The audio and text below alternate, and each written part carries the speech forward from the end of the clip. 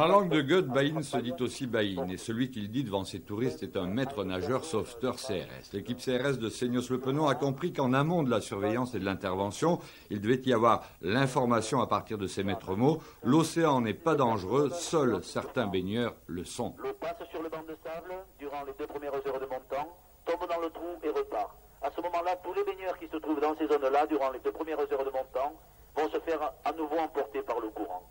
Passer les 2 heures de montant, lorsque le niveau de la baïne est égal au niveau du banc de sable, plus de problème. L'eau passe sur le banc, glisse sur l'eau de la baïne qui est pleine et vient jusqu'au bord, plus de problème. Vous avez donc compris.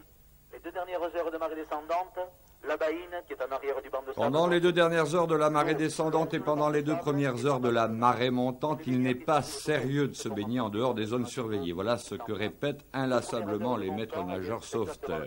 Et ils ajoutent que pendant ces 4 heures particulières fatidiques, il est suicidaire de choisir les zones où l'océan paraît calme.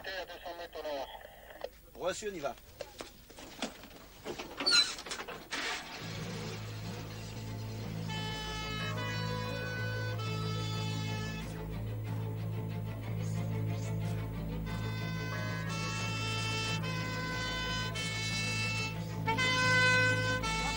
Dans 98% des cas de noyade, la victime est du sexe masculin, âgé de 20 à 40 ans, et c'est un bon nageur. Une carte d'identité virile qui laisse croire que l'on peut se baigner où l'on veut et quand on veut. Sur la côte aquitaine, la bronzette sauvage, pourquoi pas, mais la baignade sauvage, non, si l'on ne connaît pas l'océan.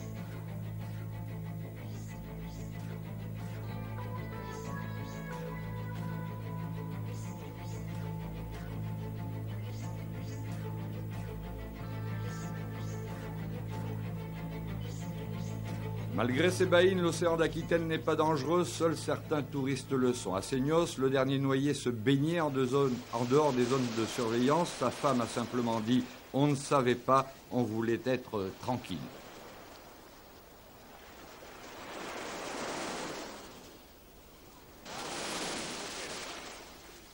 Les sauveteurs sont super entraînés, mais ils peuvent être alertés trop tard. Par contre, dans toutes les plages surveillées, les MNS sont prêts à vous donner les précisions indispensables.